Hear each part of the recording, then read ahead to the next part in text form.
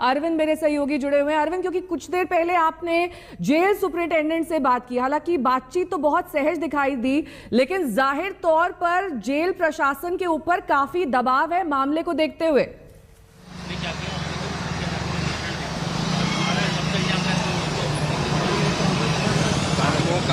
जी बिल्कुल, देखिए जेल प्रशासन पर काफी दबाव था और पूरी रात जेल के जो अधिकारी हैं वो जागे रहे। अतीक अहमद पर खास तौर से और उसके भाई अशरफ पर निगरानी रखी जा रही थी। इस वक्त मैं प्रयागराज के एमपी एमएलए कोर्ट पे हूं और जरा कोर्ट के बाहर की आप तस्वीर देखिए और आप अंदाजा लगाइए।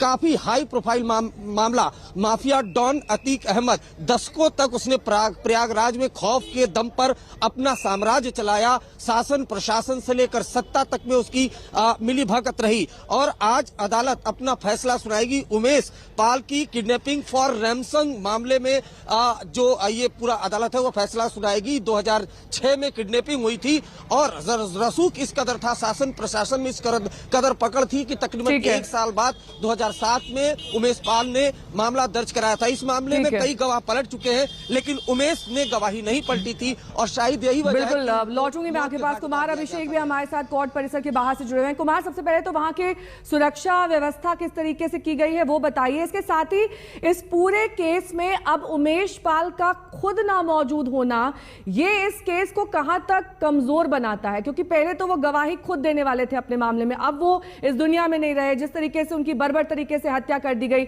कहां पहुंचेगा केस और किस तरीके से ये कोर्ट के फैसले को प्रभावित करेगा? बिल्कुल, सबसे पहले तो मैं आपको दिखा दूं कि जिस अदालत के बाहर हम मौजूद हैं, एमपी एमएलए कोर्ट है, इसका ये 1 नंबर गेट है और 1 नंबर गेट पर सुरक्षा बेहद ही कड़ी है। किसी को भी अंदर जाने की परमिशन नहीं है सिवाय अदालत में जज, इस मामले से जुड़े हुए वकील या फिर जो आरोपी हैं और उनके परिवार वाले हैं। इसके अलावा किसी को अंदर जाने की इजाजत नहीं है। आप देख सकती हैं किस तरीके से एक एक चीज की चेकिंग हो रही है। पत्रकार भी अंदर अलाउड नहीं है। इसके अलावा बाहर आप सुरक्षा का जायजा देख सकती हैं कि किस तरीके से बड़ी तादाद में पुलिसकर्मी मौजूद हैं।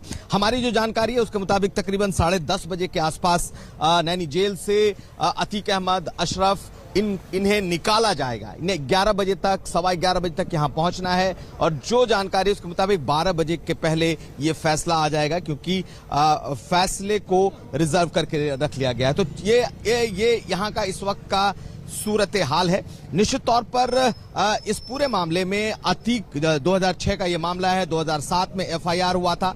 अपहरण का मामला है, रेयरेस्ट ऑफ द रेयर। इसमें एक मामला जरूर बनता है कि इस अपहरण मामले में कौन सी मैक्सिमम सजा हो सकती है, क्योंकि इसमें उस वक्त हत्या नहीं हुई थी, हत्या अब जाकर के हुई है और अब अतीक अहमद पर इस मामले में केस दर्ज है। तो नए तरीके से केस चलेगा, लेकिन ये शुद्ध रूप से अपहरण का मामला है और इसमें बहुत तरह की धमकियां दी गई, वकीलों के माध्यम से, खुद कई और दूसरे माध्यम से भी उमेश पाल को धमकियां दी गई थी। हालांकि इस मामले में उमेश पाल की पूरी गवाही हो चुकी है, जिसके बाद आज फैसला सुरक्षित है और फैसला आना है। लेकिन ये वो मामला है जिसमें हत्या नहीं हुई थी और हत्या अब जाकर के हुई है। तो अलग अलग मामले हैं। रेयरेस्ट ऑफ द रेयर मामले में क्या निकल करके आता है, मैक्सिमम पनिशमेंट क्या आजीवन कारावास होगा या फिर इसमें फांसी की सजा होगी, जैसा कि परिवार मांग रहा है। हालांकि रेयरेस्ट ऑफ द रेयर मामले में होते हैं अपहरण मामलों में, लेकिन आज इस पर नजर रहेगी, क्योंकि मैं लौटूंगी आपके पास। कुमार अभिषेक, आप सुरक्षा व्यवस्था किस तरीके से कोर्ट के बाहर की गई है वो दिखा रहे थे। मेरी सहयोगी चित्रा भी जुड़ी हुई है लगातार उमेश पाल के घर के बाहर से। चित्रा, कोर्ट तक उमेश पाल के कौन कौन लोग, कौन से रिश्तेदार जा रहे हैं, उनकी पत्नी के अलावा और कौन मौजूद रहेगा आज कोर्ट में? देखिए, उनकी पत्नी जाएंगी, पत्नी के साथ परिवार के बाकी लोग होंगे। उनकी मां बहुत बुजुर्ग हैं, उनका जाने का बहुत मन था, लेकिन चूंकि वो इतनी बुजुर्ग हैं, चल फिर पाने में असमर्थ हैं, तो वो फिलहाल नहीं जाएंगी, वो घर पर ही रहेंगी। मैं आपको दिखाना चाहूंगी, ये उमेश पाल का घर है। कुछ देर में परिवार अब निकलेगा बाहर, लेकिन उसके पहले सत्या, आप जरा बाहर आइए।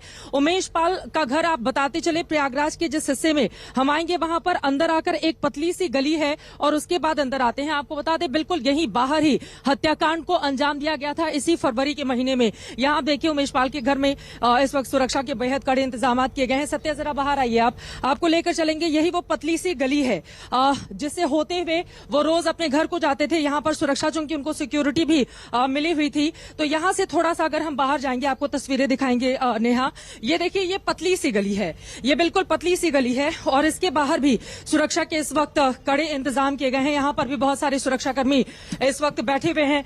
चूंकि परिवार के ऊपर खतरा है, परिवार के तमाम लोग इस वक्त जब बाहर निकलेंगे तो उनको पूरी सुरक्षा मुहैया कराई जाएगी। और यही वो जगह है जहां पर बाहर उस हत्याकांड को अंजाम दिया गया था। इसी जगह पर उमेश पाल की हत्या की गई थी इसी फरवरी के महीने में। हालांकि आज जो सजा का ऐलान होना है वो उस हत्याकांड पर नहीं है। आज सजा का ऐलान उमेश पाल का 2006 में जब अपहरण किया गया था उस मामले में सजा का ऐलान होना है।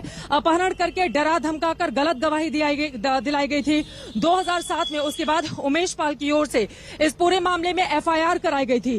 तब से ये लड़ाई पूरा का पूरा परिवार लड़ रहा है। यही वो जगह है जहां पर हत्याकांड को अंजाम दिया गया था। और बिल्कुल पतली सी गली जिससे होते हुए, एक बार फिर दिखाइए सत्या आप, बिल्कुल ये पतली सी गली है जिससे होते हुए उमेश पाल हर रोज अपने घर जा रहे थे। लेकिन उस दिन वो मनहूस दिन था, मां का पैर छूकर वो बाहर निकलते हैं और उसके बाद जब घर को वापस आ रहे होते हैं तो फिर उनकी इसी स्थान पर हत्या कर दी जाती है।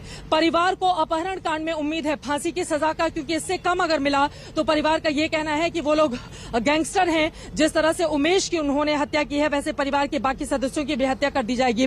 इसीलिए सजा कड़ी से कड़ी हो ताकि वो नजीर बने, क्योंकि बहुत लंबी लड़ाई पूरे के पूरे परिवार की ओर से लड़ी गई है। 16 साल बहुत लंबा वक्त होता है। आप सोचिए अगर ये फैसला पहले आ गया होता, तेजी से सुनवाई होती तो 16 सालों का इंतजार नहीं करना पड़ता। और फरवरी का महीना ज्यादा दिन बीता भी नहीं, हो सकता है उमेश जिंदा होते। परिवार की ओर से बार बार ये बातें कही जा रही हैं, लेकिन इंसाफ की आज उम्मीद है। देखिए अतीक अहमद, उसके पूरे परिवार के अगर हम इतिहास को देखें तो इस इलाहाबाद में उन लोगों का एक बार प्रयागराज में तूती बोला करती थी। डर और दहशत का आलम इतना ज्यादा था कि कोई भी उसके खिलाफ गवाही देने के लिए तैयार नहीं रहता था।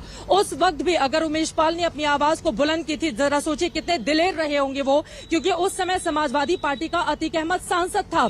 उसका भाई अशरफ सांसदी विधायकी चुनाव हार गया था, जिसके बाद राजू पाल की हत्या की गई थी। राजू पाल मर्डर मामले में उमेश पाल सबसे प्रमुख गवाह थे और उनकी भी हत्या इसी फरवरी में 2023 में कर दी गई है। परिवार ठीक है, लौटूंगी मैं आपके पास। इस बीच राहुल गांधी मामले में स्मृति ईरानी प्रेस कॉन्फ्रेंस कर रही है, सीधे आपको वहीं लिए चलेंगे। की नहीं थी, गांधी खानदान ने एड़ी चोटी का जोर आजमा लिया जब वो सत्ता में थे, लेकिन न जनता का प्रेम नरेंद्र मोदी के लिए वो कम कर सके, न जनता का साथ।